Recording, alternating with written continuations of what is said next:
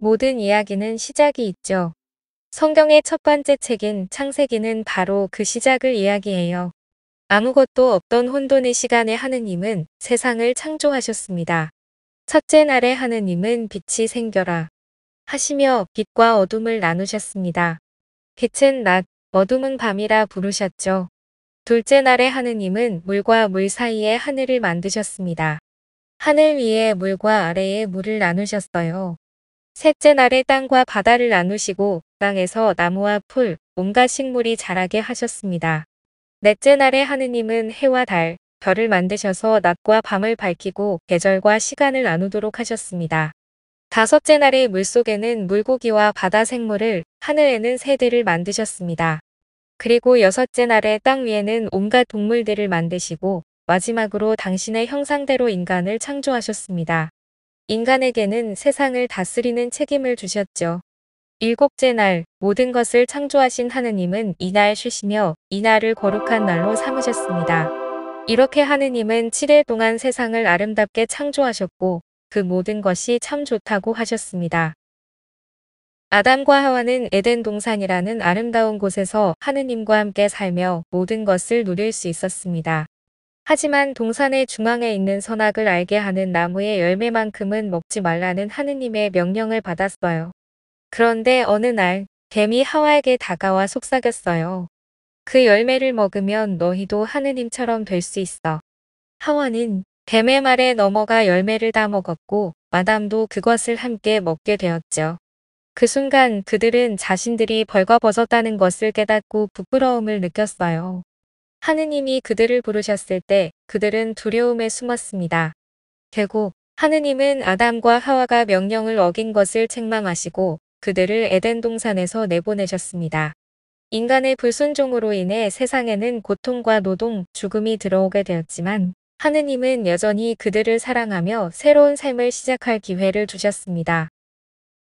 시간이 흘러 아담과 하와에게는 카인과 아벨이라는 두 아들이 태어났어요. 하지만 이 형제 사이에도 문제가 생겼습니다. 카인은 자신의 제사가 하느님께 받아들여지지 않는 것을 보고 동생 아벨을 질투하기 시작했어요. 결국 그는 화를 참지 못하고 동생을 들판으로 불러내어 살해하고 말았죠. 하느님은 카인을 책망하시며 그의 죄를 심판하셨지만 동시에 그에게 특별한 표를 주어 다른 사람들이 그를 해치지 못하도록 보호하셨습니다. 이 사건은 인간 사회가 처음부터 완벽하지 않았음을 보여주지만 하느님은 여전히 인간을 포기하지 않으신다는 것을 알게 해줍니다. 세상은 죄로 가득 차게 됩니다. 그래서 하느님은 큰 홍수를 내려 세상을 정화하기로 하셨어요. 하지만 의로운 노아와 그의 가족, 그리고 모든 동물들을 방주에 태워 구원하셨죠. 40일 동안 비가 내리고 땅이 물에 잠겼지만 결국 물이 빠지고 방주는 아라랏산에 멈췄답니다. 노아가 감사의 제사를 드리자 하느님은 무지개를 보여주시며 다시는 홍수로 세상을 멸하지 않겠다고 약속하셨어요. 이후 이야기는 아브라함으로 이어집니다. 하느님은 아브라함에게 나타나셔서 너는 내 말을 따라 새로운 땅으로 가라. 내가 너를 큰 민족의 조상으로 만들고 내 후손은 하늘의 별처럼 많아질 것이다 라고 약속하셨습니다. 아브라함은 그 약속을 믿고 하느님의 말씀에 순종하며 그의 삶을 하느님께 맡겼습니다. 아브라함의 아들 이사학은 그의 믿음을 이어받아 하느님의 축복을 받았고 이사학의 아들 에사우와 야곱을 통해 이야기는 더욱 흥미진진해집니다. 에사우와 야곱은 쌍둥이 형제로 태어났지만 성격도 관심사도 전혀 달랐습니다. 에사우는 털이 많고 사냥을 좋아하는 강인한 사람이었고 야곱은 조용하고 집안일을 좋아하는 사람이었죠. 에사우는 장자였기 때문에 가족의 모든 유산과 축복을 받을 권리가 있었어요. 그런데 야곱은 그 축복을 탐냈습니다. 어느 날 배고픈 에사우가 야곱이 끓인 팥죽을 보고 먹고 싶어 하자 야곱은 장자권을 나에게 넘긴다면 줄게라고 제안했어요. 에사우는 배고픔에 장자권을 쉽게 포기하고 팥죽을 얻어먹었죠. 이후 아버지 이사학의 눈이 어두워졌을 때 야곱은 어머니 레베카와 함께 꾀를 꾸며 에사우로 변장해 아버지의 축복까지 가로챘습니다. 이 일로 인해 에사우는 크게 화가 났고 야곱은 형의 분노를 피해 멀리 도망쳐야 했습니다. 하지만 하느님은 야곱과 함께 하시며 그가 새로운 여정을 시작하도록 도우셨습니다. 도망치는 길에 야곱은 꿈속에서 하늘로 이어지는 사다리를 보았고 그곳에서 하느님은 야곱에게 내가 너와 함께하며 너를 지키겠다라고 약속하셨습니다. 야곱의 후손 중 가장 주목할 인물은 그의 아들 요셉입니다. 요셉은 야곱의 12아들 중 가장 사랑받는 아들이었지만 형들에게 미움을 받았어요. 요셉은 하느님이 주신 꿈을 자주 이야기했는데 그 꿈은 자신이 형들 위에 설 것이라는 내용이었죠. 이 때문에 형들의 시기가 깊어졌고 결국 요셉은 형들 때문에 이집트의 노예로 팔려갔습니다. 하지만 하느님은 요셉과 함께 하셨습니다. 요셉은 노예 생활 중에도 성실히 일하며 점점 신임을 얻었고 결국 이집트의 총리가 되는 자리까지 올랐어요. 그 후 큰 기근이 온 세상을 덮쳤습니다. 요셉은 하느님의 지혜로 이집트의 식량을 비축하여 많은 사람들을 구했습니다. 이 기근 속에서 요셉의 형제들은 이집트로 식량을 구하러 오게 되었고 그들은 자신들이 팔아버린 동생이 이집트의 총리가 된 사실을 알게 되었죠. 요셉은 처음에는 형들을 시험했지만 결국 자신의 정체를 밝히고 형제들을 용서하며 가족을 이집트로 데려왔습니다. 이로써 야곱의 가족은 이집트에서 새로운 삶을 시작하게 되었죠. 요셉의 이야기는 창세기의 절정이자 하느님의 섭리를 보여주는 놀라운 이야기입니다. 인간의 시기와 질투로 시작된 일이 결국 하느님의 계획 속에서 모두에게 축복이 되는 과정으로 바뀌는 것을 보게 되죠. 창세기는 세상의 시작과 인간의 실패, 그리고 하느님의 구원 계획을 담고 있습니다. 아담과 하와의 실수부터 요셉의 구원에 이르기까지 창세기는 하느님의 사랑과 인간을 향한 끊임없는 약속을 보여주는 이야기입니다. 우리의 삶에서도 하느님은 여전히 함께 하시며 우리가 그분의 계획 안에서 살아가길 기다리고 계십니다. 창세기는 모든 것의 시작이지만 그 안에 담긴 메시지는 지금도 유효합니다. 하느님은 언제나 우리 곁에서 우리를 이끌고 계십니다.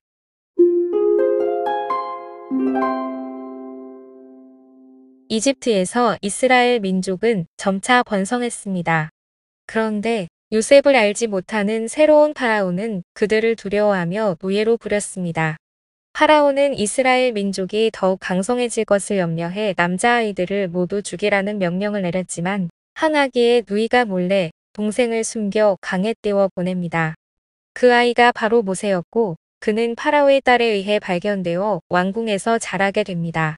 그러나 모세는 동족의 고통을 목격하고 분노하여 살인을 저지르고 그 사실이 발각이 되어 이집트를 떠나 미디안 광야로 도망치게 됩니다.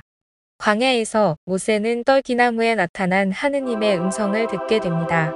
하느님께서는 모세를 부르시어 이스라엘 백성을 이집트에서 해방시키라는 사명을 주십니다. 처음에는 두려워하고 망설이던 모세였지만 하느님의 약속을 믿고 형 아론과 함께 이집트로 돌아가 파라오에게 이스라엘 백성을 풀어달라고 요청합니다. 그러나 파라오는 완강히 거부합니다. 이로 인해 하느님께서는 이집트에 10가지 재앙을 내리시는데요. 모세가 하느님의 명령으로 나일강에 지팡이를 내리치자 강물이 피로 변합니다. 물고기들이 죽고 강물은 마실 수 없게 됩니다. 이로 인해 이집트 전역에 심각한 고통이 닥칩니다. 그러나 이 재앙에도 파라오는 마음을 돌리지 않습니다. 이집트 온 땅에 개구리 떼가 나타나 집, 침대, 심지어 음식 그릇까지 덮칩니다. 개구리들은 곳곳에서 들끓어 사람들을 괴롭혔습니다.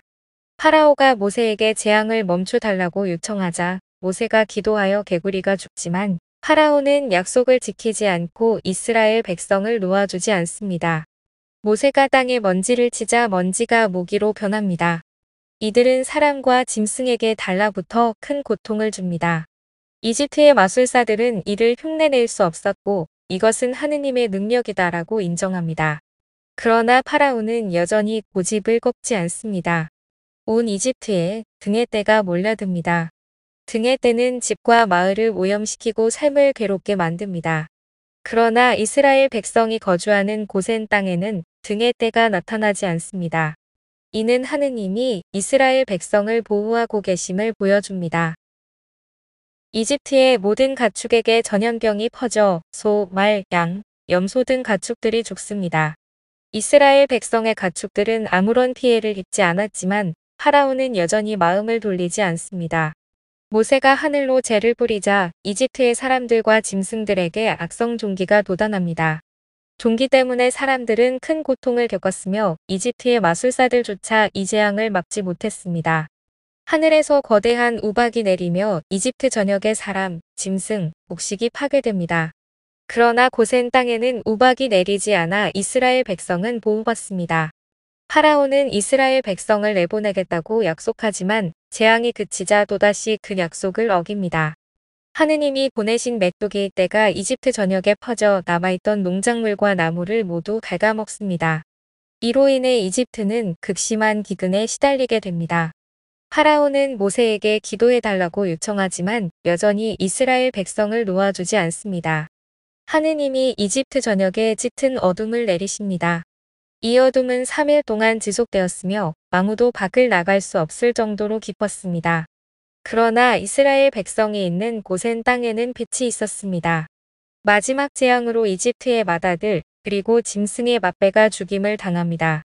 이는 이스라엘 백성에게는 어린 양의 피를 문설주에 바르게 하여 재앙이 그 집을 넘어가도록 한 파스카 축제의 기원입니다. 이 재앙으로 파라오는 결국 굴복하여 이스라엘 백성을 풀어줍니다. 이 10가지 재앙은 이집트의 신들을 심판하고 이스라엘 백성을 향한 하느님의 구원의 능력을 보여주는 중요한 사건입니다. 각각의 재앙은 점점 강도가 높아지며 파라오의 마음을 시험하는 역할을 합니다. 이스라엘 백성은 급히 이집트를 떠났지만 파라오는 곧 마음을 바꿔 군대를 이끌고 그들을 추격합니다. 이때 모세는 하느님의 명령을 따라 홍해를 가르는 기적을 행합니다. 이스라엘 백성은 마른 땅을 걸어 건너지만 뒤따라오던 이집트 군대는 홍해가 다시 닫히면서 모두 물에 휩쓸려 전멸합니다. 광야로 들어선 이스라엘 백성은 굶주림과 목마름으로 불평하기 시작하지만 하느님께서는 하늘에서 만나를 내려주시고 메추라기를 보내주십니다. 또 반석에서 물을 내어주시며 백성을 돌보십니다. 그렇게 여정을 이어가던 백성은 시내산에 도착하게 되고 모세를 통해 하느님께서는 십계명과 율법을 주십니다. 하느님께서는 이스라엘 백성과 언약을 맺으시고 성막을 짓고 제사 규례를 지키라는 명령을 주십니다. 탈출기는 단순히 이집트를 떠나는 이야기가 아닙니다. 하느님께서 이스라엘 백성을 약속의 땅으로 인도하시며 특별한 관계를 맺는 과정을 보여주는 이야기입니다. 이 여정을 통해 이스라엘 백성은 노예 상태에서 자유로운 하느님의 백성으로 거듭나며 신앙과 순종의 중요성을 배우게 됩니다.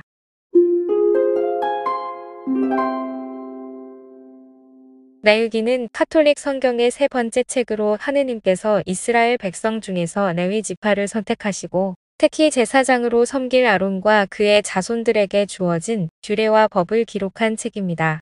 제사장들은 하느님께 제사를 드리고 백성들이 하느님께 나아갈 수 있도록 돕는 역할을 했습니다. 따라서 이 책은 주로 제사, 정결법, 도덕적 규범 등을 다루며 이스라엘 백성이 하느님과 올바른 관계를 맺고 거룩한 삶을 살도록 돕는 가르침을 담고 있습니다. 카톨릭에서 레위기는 단순히 옛 규칙이 아니라 하느님께서 모든 백성을 거룩하게 부르신다는 의미를 담고 있다고 봅니다. 레위기 19장 2절에는 너는 이스라엘 자손들의 온 공동체에게 일러라. 그들에게 이렇게 말하여라. 나, 주 너희 하느님이 거룩하니 너희도 거룩한 사람이 되어야 한다라는 하느님이 강조하신 중요한 말씀이 나오는데요. 오늘날에도 모든 신자들에게 중요한 가르침으로 남아 있습니다. 이는 우리가 하느님과 더 가까운 관계를 맺고 세상 속에서 거룩한 삶을 살아가야 한다는 부르심을 상징합니다. 먼저 하느님께 드리는 제사에 관한 내용입니다. 이스라엘 백성은 하느님과의 관계를 회복하거나 감사하기 위해 제사를 드렸습니다. 레위기에서 제사법은 매우 구체적이고 세분화되어 있습니다. 이는 이스라엘 백성이 하느님과 올바른 관계를 유지하고 죄로 인해 발생한 하느님과의 단절을 회복하며 공동체 내의 화목을 이루기 위한 필수적인 방법으로 제시되었습니다. 번제물은 짐승의 가죽을 벗긴 다음 불에 태워 바쳐 그 향기로 하느님의 분노를 풀어드리는 제사입니다. 제물로는 경제적 상황에 맞춰 흠 없는 소, 양, 염소 혹은 비둘기를 드렸으며 제사장은 제물의 피를 제단에 뿌리고 제물을 완전히 태워 하느님께 드렸습니다. 이는 하느님께 모든 것을 바친다는 상징적 의미를 담고 있었고 하느님께서 가장 좋아하시는 제사였습니다. 곡식제는 농사지은 곡물로 드리는 감사의 제사로 삶을 봉헌하는 제물이었습니다. 누룩이나 꿀은 포함되지 않아야 했으며 완전히 태우는 번제물과는 달리 일부만을 태우는 차이가 있었고 남은 것은 사제의 몫이 되었습니다. 친교제는 하느님께 감사를 드리고 그 기쁨을 공동체와 나누기 위해 바치는 제사였습니다. 이는 하느님과의 친교뿐만 아니라 공동체 내의 연합과 친교를 중요시하는 제사였습니다. 피와 굿기름은 하느님께 바치고 고기는 공동체가 나눠 먹었습니다. 친교제는 하느님과 공동체의 친교를 위한 것이라는 점이 미사를 떠올리게 합니다. 속죄제는 죄로 인해 하느님과의 관계가 단절되었을 때 이를 회복하기 위해 드렸습니다. 이는 고의적인 죄가 아니라 실수로 범한 죄를 속하는 데 초점이 맞춰져 있었으며 번제물과는 다르게 밖에서 제물을 태웠고 그 피를 제단 주위에 뿌렸습니다. 보상제는 주로 제물이나 이웃과 관련된 죄를 속하기 위한 제사로 반드시 숙양을 바쳐야 했습니다. 이는 단순한 죄의 용서가 아니라 피해에 대한 책임을 지고 제사 전에 먼저 배상을 함으로써 죄의 결과를 회복하는 데 초점을 맞췄습니다. 이 5가지의 제사들은 하느님께 대한 감사와 순종, 죄에 대한 회개와 속죄를 전례의식으로 표현되었으며 이를 통해 백성은 하느님께 나아갈 수 있었습니다. 이러한 제사를 통해 이스라엘 백성은 하느님께 가까이 나아가고 그분의 자비와 사랑을 체험할 수 있었습니다. 다음으로 깨끗함과 거룩함에 관한 내용입니다. 레위기에는 이스라엘 백성이 거룩함을 유지하기 위해 지켜야 할 다양한 정결법이 나옵니다. 이는 하느님께 가까이 나아가기 위해 물리적, 영적 정결함을 유지해야 한다는 것을 강조하며 매우 구체적인 일상생활의 규정을 포함하고 있습니다. 음식에 대한 규례에서 이스라엘 백성은 정결한 동물과 부정한 동물을 구별해야 했습니다. 예를 들어 굽이 갈라지고 그 틈이 벌어져 있으며 새김질을 하는 짐승은 먹을 수 있었으나 그렇지 않은 돼지나 토끼 등은 부정한 것으로 간주되었습니다. 물고기는 비늘과 지느러미가 있는 것만 먹을 수 있었으며 새와 곤충도 정결한 것과 부정한 것이 구분되었습니다. 정결한 짐승과 부정한 짐승을 구분하는 규정은 단순히 음식에 관한 법이 아니라 하느님의 백성으로서 거룩함과 순종, 그리고 하느님과의 깊은 관계를 지속적으로 상기시키기 위한 중요한 가르침이었습니다. 이러한 규정은 오늘날에도 하느님과의 관계에서 어떻게 거룩함을 추구하며 살아가야 할지에 대해 중요한 영적 교훈을 제공합니다. 산모의 정결례는 출산이라는 생명의 경이로움을 인정하며 하느님과의 관계를 다시 확인하고 회복하는 의식입니다. 각종 피부병 환자의 정결례는 하느님과 공동체와의 관계를 회복하고 정결함과 감사를 표현하는 신앙적 의식입니다. 집에 생긴 곰팡이에 대한 규정은 하느님과의 관계를 유지하고 생활 공간조차 거룩함을 반영해야 한다는 상징적 교훈을 담고 있습니다. 이와 같은 정결법은 하느님께 대한 순종을 통해 거룩함을 유지하는 삶의 실질적 방안을 제공했습니다. 마지막으로 이웃 사랑과 정의에 관한 내용입니다. 레위기는 하느님을 사랑하는 것뿐만 아니라 이웃을 사랑하는 것이 하느님의 거룩함을 반영하는 삶의 중요한 요소임을 강조합니다. 이는 개인의 도덕적 책임과 공동체적 책임을 모두 포함합니다.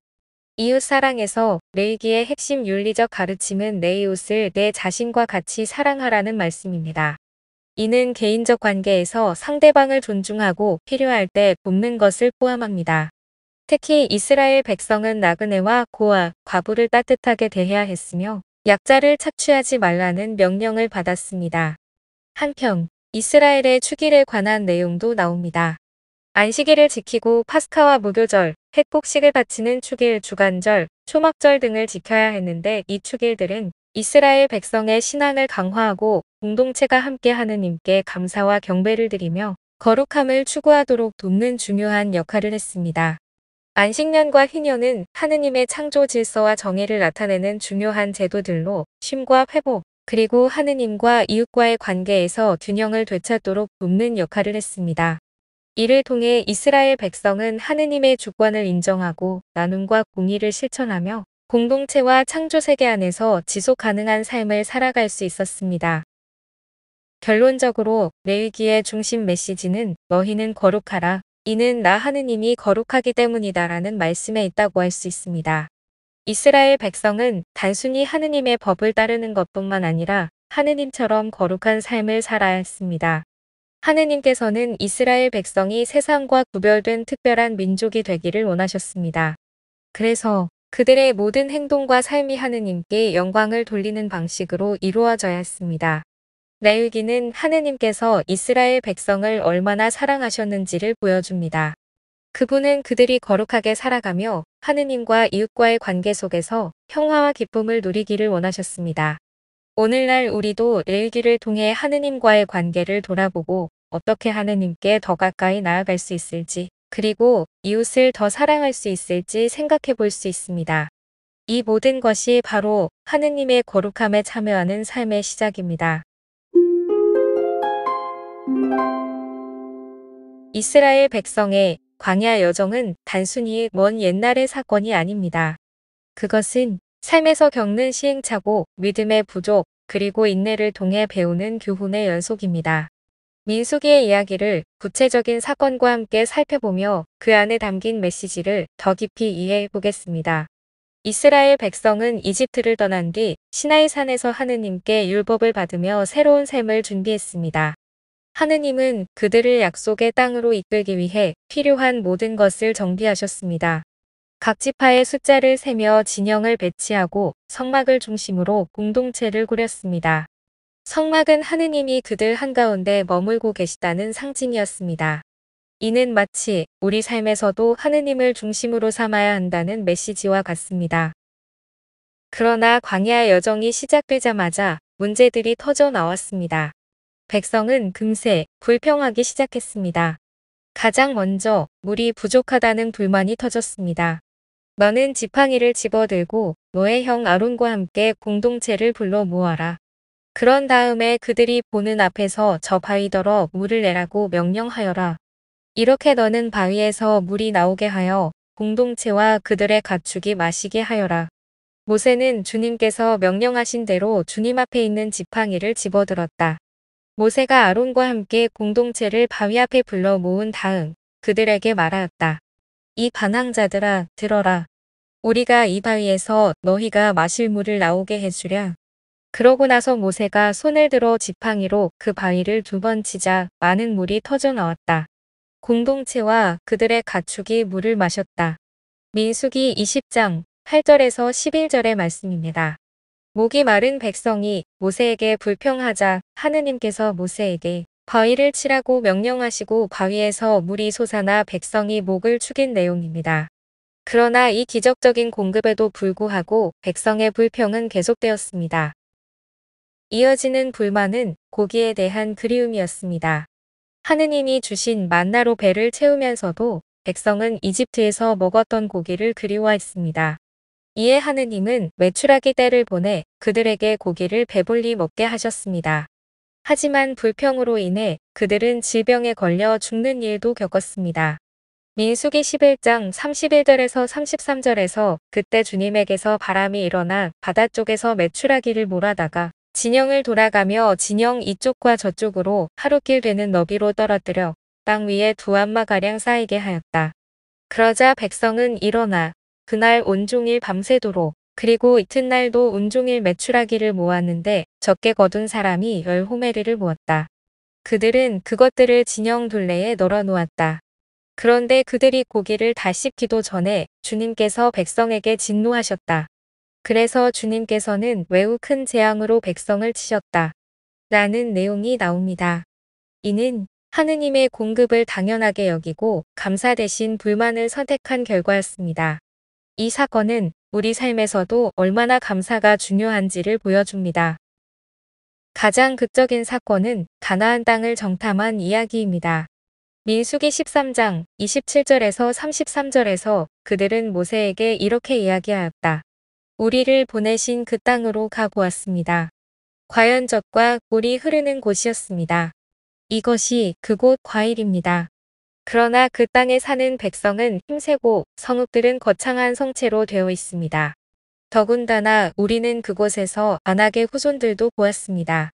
아말렉족은 네겝 땅에 살고 히타이트족과 여부스족과 아모리족은 산악지방에 살고 있습니다. 그리고 가나안족은 바닷가와 요르단 강가에 살고 있습니다. 칼렙이 모세 앞에서 백성을 진정시키면서 말하였다. 어서 올라가 그 땅을 차지합시다. 우리는 반드시 해낼 수 있습니다. 그러나 그와 함께 올라갔다 온 사람들은 우리는 그 백성에게로 쳐올라가지 못합니다. 그들은 우리보다 강합니다. 하면서 이스라엘 자손들에게 자기들이 정찰한 땅에 대하여 나쁜 소문을 퍼뜨렸다. 우리가 가로지르며 정찰한 그 땅은 주민들을 삼켜버리는 땅이다. 그리고 우리가 그 땅에서 본 백성은 모두 키 큰 사람뿐이다. 우리는 또 그곳에서 나필족을 보았다. 안악의 자손들은 바로 이 나필족에서 나온 것이다. 우리 눈에도 우리 자신이 메뚜기 같았지만 그들의 눈에도 그랬을 것이다. 라는 내용이 나옵니다. 또한 다음과 같은 내용도 나옵니다. 그러자 그 땅을 정찰하고 돌아온 이들 가운데 눈의 아들 여호수아와 여푼네의 아들 칼렙이 자기들의 옷을 찢고 나서 이스라엘 자손들의 온 공동체에게 말하였다. 우리가 가로지르며 정찰한 저 땅은 정말 무척이나 좋은 땅입니다. 우리가 주님 마음에 들기만 하면 그분께서는 우리를 저 땅으로 데려가셔서 그곳을 우리에게 주실 것입니다. 그곳은 젖과 꿀이 흐르는 땅입니다. 다만 여러분은 주님을 거역하지만 마십시오. 그리고 여러분은 저 땅의 백성을 두려워하지 마십시오. 그들은 이제 우리의 밥입니다. 그들을 덮어 주던 그늘은 이미 거쳐버렸습니다. 주님께서 우리와 함께 계십니다. 그들을 두려워하지 마십시오. 이 두 내용을 요약해보면 하느님은 모세에게 12명의 정탐꾼을 뽑아 약속의 땅을 살펴보게 하셨습니다. 40일 후 돌아온 정탐꾼들은 그 땅이 젖과 꿀이 흐르는 땅임을 인정했지만 10명의 정탐꾼은 그곳 주민들은 거인 같고 우리는 그들 앞에서 메뚜기 같았다며 겁에 질렸습니다. 반면 여호수아와 칼렙은 하느님이 우리와 함께 하시면 충분히 이길 수 있다고 외쳤습니다. 그러나 백성은 두려움에 사로잡혀 믿음 대신 불신을 선택했고 그 결과 약속의 땅에 들어가는 것이 40년이나 미뤄졌다는 내용입니다. 이 사건은 믿음 없는 불신이 얼마나 큰 대가를 치르게 하는지를 보여줍니다. 광야에서의 40년 동안 하느님은 여전히 백성을 돌보셨습니다. 만나와 물을 공급하시고 구름 기둥과 불 기둥으로 길을 인도하셨습니다. 그러나 백성은 계속해서 불평했고 그 불평은 여러 차례 재난을 불러왔습니다. 예를 들어 한 사건에서는 백성이 하느님과 모세를 원망하다가 불뱀에 물려 죽는 일이 발생했습니다. 그들은 에돔 땅을 돌아서 가려고 호르산을 떠나 갈대 바다로 가는 길에 들어섰다. 길을 가는 동안에 백성은 마음이 조급해졌다. 그래서 백성은 하느님과 모세에게 불평하였다. 당신들은 어쩌자고 우리를 이집트에서 올라오게 하여 이 광야에서 죽게 하시오? 양식도 없고 물도 없소. 이 보잘것없는 양식은 이제 진저리가 나오. 그러자 주님께서 백성에게 불뱀들을 보내셨다. 그것들이 백성을 물어 많은 이스라엘 백성이 죽었다. 백성이 모세에게 와서 간청하였다. 우리가 주님과 당신께 불평하여 죄를 지었습니다.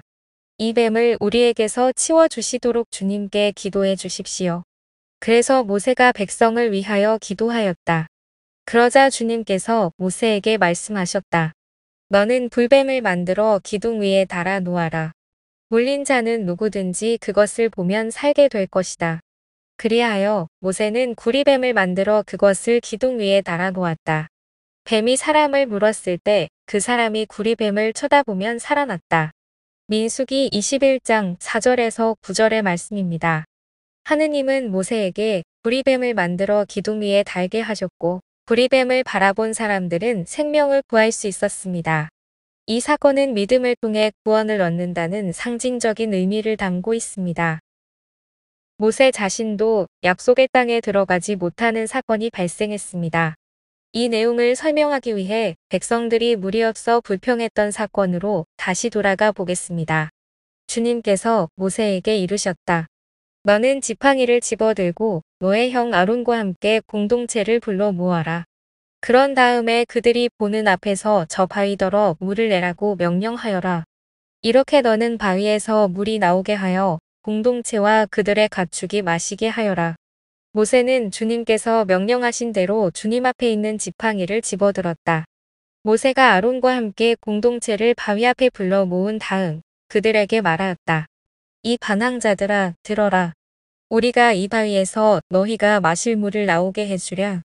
그러고 나서 모세가 손을 들어 지팡이로 그 바위를 2번 치자 많은 물이 터져 나왔다. 공동체와 그들의 가축이 물을 마셨다.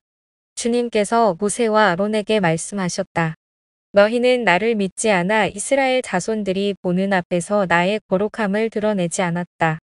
그러므로 너희는 내가 이 공동체에게 주는 땅으로 그들을 데리고 가지 못할 것이다.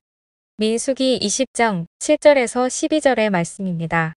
백성이 또다시 물을 요구했을 때 하느님은 모세에게 바위에 명령하라고 하셨습니다. 하지만 모세는 화를 참지 못하고 바위를 2번 쳤고 이는 하느님의 명령에 대한 불순종으로 여겨졌습니다.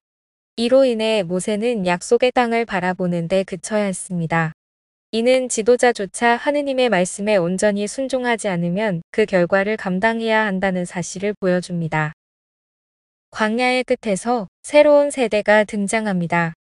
부모 세대가 불순종과 불신으로 약속의 땅에 들어가지 못한 반면 새로운 세대는 하느님의 율법을 다시 듣고 믿음으로 무장하여 약속의 땅을 차지할 준비를 합니다. 하느님은 그들에게 땅을 정복하기 위한 가르침을 주시며 미래를 준비시키셨습니다. 이 모든 사건들은 단순히 과거의 이야기가 아니라 오늘날 우리의 삶과도 깊이 연결되어 있습니다. 우리의 삶에도 광야와 같은 시간이 있습니다. 목표는 보이지 않고 길은 막막하며 불평과 의심이 생길 때가 있습니다. 하지만 민수기의 이야기는 이런 순간에도 하느님이 우리와 함께 하시며 그 과정을 통해 우리를 성장시키고 새로운 시작을 준비하신다는 사실을 가르쳐 줍니다. 삶의 광야는 고난의 시간이지만 그것은 끝이 아니라 약속의 땅으로 가는 여정의 일부입니다. 중요한 것은 그 과정에서 하느님을 신뢰하고 믿음으로 나아가는 것입니다. 불평 대신 감사, 두려움 대신 믿음을 선택할 때 우리도 약속의 땅을 경험할 수 있습니다. 이스라엘 백성의 여정은 실패와 불평 속에서도 하느님이 결코 그들을 포기하지 않으셨음을 보여줍니다. 하느님은 우리를 인도하시며 필요한 모든 것을 공급하시고 우리가 넘어질 때도 다시 일어설 기회를 주십니다. 삶의 광야를 걷고 있다면 그것이 끝이 아니라 새로운 시작을 준비하는 시간임을 기억하세요. 하느님은 언제나 우리를 위해 더 나은 길을 준비하고 계십니다. 약속의 땅은 단지 먼 미래의 이야기가 아니라 우리가 믿음으로 나아갈 때 열리는 바로 그 길 위에 놓여 있습니다. 모세는 그의 인생 마지막 순간에 이스라엘 백성을 향해 긴 연설을 남겼습니다. 그는 이제 약속의 땅 가나안에 들어가기 직전 자신은 그 땅에 들어갈 수 없음을 알았지만 백성들이 새로운 땅에서 하느님의 말씀에 따라 살아가기를 간절히 바랐습니다. 신명기는 단순한 연설이 아니라 모세의 사랑과 열정, 그리고 백성들을 향한 하느님의 계획이 담긴 책입니다. 먼저 모세는 지난 40년 동안의 여정을 돌아보며 백성들에게 하느님의 신실하심을 상기시켰습니다. 그들은 애굽에서 해방되어 홍해를 건너고 광야에서 하느님의 기적으로 살아남았습니다. 그 과정은 결코 쉽지 않았지만 하느님은 그들에게 만나와 메추라기를 먹이셨고 그들의 옷이 헤어지지 않게 하셨으며 길을 잃지 않도록 구름 기둥과 불 기둥으로 인도하셨습니다. 모세는 이렇게 말합니다. 너희는 이 40년 동안 광야에서 주 너희 하느님께서 너희를 인도하신 모든 길을 기억하여라. 그것은 너희를 낮추시고 너희가 당신의 계명을 지키는지 지키지 않는지 너희 마음속을 알아보시려고 너희를 시험하신 것이다. 신명기 8장 2절의 말씀입니다. 광야의 시간은 단순히 고난의 시간이 아니었습니다. 그것은 이스라엘 백성이 하느님 없이는 살아갈 수 없다는 사실을 깨닫고 하느님을 의지하며 순종하도록 훈련받는 시간이었습니다.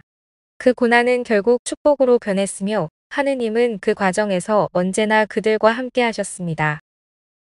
모세는 이어서 하느님의 법을 다시 한번 강조합니다. 이 법들은 단순히 백성들을 제약하거나 속박하기 위한 것이 아니라 그들의 삶을 풍요롭고 행복하게 만들기 위한 하느님의 선물이었습니다. 모세는 이 법의 핵심을 이렇게 요약합니다. 이스라엘아, 들어라. 주 우리 하느님은 한 분이신 주님이시다. 너희는 마음을 다하고 목숨을 다하고 힘을 다하여 주 너희 하느님을 사랑해야 한다. 신명기 6장 4절에서 5절의 말씀입니다. 하느님을 사랑하고 그분의 말씀에 순종하는 것은 단순한 종교적 의무가 아니라 모든 축복의 시작이었습니다. 예를 들어 가난한 이웃을 돌보고 공정한 재판을 하며 공동체의 화평을 유지하는 규례들은 백성들의 삶을 더 풍성하고 조화롭게 만드는 것이었습니다. 하느님의 법은 그들이 하느님의 백성으로서 세상에 선한 영향을 미치며 살아가게 하는 원칙이었습니다. 모세는 또한 선택의 중요성을 강조합니다. 그는 이스라엘 백성에게 축복과 저주의 길을 제시하며 그들의 선택이 미래를 결정할 것이라고 경고합니다. 보아라, 내가 오늘 너희 앞에 생명과 행복, 죽음과 불행을 내놓는다. 내가 오늘 너희에게 명령하는 주 너희 하느님의 계명을 듣고 주 너희 하느님을 사랑하며 그분의 길을 따라 걷고 그분의 계명과 규정과 법규들을 지키면 너희가 살고 번성할 것이다. 또 주 너희 하느님께서는 너희가 차지하러 들어가는 땅에서 너희에게 복을 내리실 것이다. 신명기 30장 15절에서 16절의 말씀입니다. 하느님을 따르는 길은 축복의 길이었지만 그 반대는 고난의 길임을 모세는 분명히 말합니다. 이 선택은 단순히 개인의 문제가 아니라 공동체와 그들의 후손에게까지 영향을 미칠 중요한 결정이었습니다. 가장 감동적인 순간은 모세가 백성들에게 마지막으로 남긴 격려와 축복의 말들입니다. 그는 백성들이 하느님을 믿고 담대하게 앞으로 나아가기를 원했습니다. 너희는 힘과 용기를 내어라. 그들을 두려워해서도 겁내서도 안 된다. 주 너희 하느님께서 너희와 함께 가시면서 너희를 떠나지도 버리지도 않으실 것이다. 신명기 31장 6절의 말씀입니다. 모세는 자신은 가나안에 들어가지 못하지만 하느님께서 여호수아와 함께 백성들을 인도하실 것을 믿었습니다. 그의 죽음은 슬프지만 새로운 지도자 여호수아를 통해 하느님의 계획은 계속될 것이었습니다. 모세는 마지막으로 이스라엘 백성을 축복하며 그들에게 하느님을 떠나지 말라고 간곡히 부탁했습니다. 그는 하느님의 말씀에 따라 살아가는 것이 진정한 생명과 복의 길임을 거듭 강조했습니다. 신명기는 단순히 이스라엘 역사의 한 장을 기록한 책이 아닙니다. 그것은 하느님의 사랑과 인도하심 그리고 매 순간 우리에게 주어진 선택의 중요성을 일깨우는 메시지입니다. 오늘날에도 우리는 신명기의 이야기를 통해 하느님께서 우리 삶에서 어떻게 역사하시는지를 배우고 우리의 선택이 얼마나 중요한지 다시금 깨닫게 됩니다. 하느님께서 주신 말씀에 순종하며 살아갈 때 그분의 축복과 평화가 우리 삶에 임할 것이라는 약속은 이스라엘 백성에게뿐만 아니라 오늘날 우리에게도 여전히 유효한 진리입니다. 이 콘텐츠가 마음에 드신다면 구독과 좋아요도 부탁드립니다. 구독과 좋아요는 콘텐츠 제작에 큰 힘이 됩니다. 감사합니다.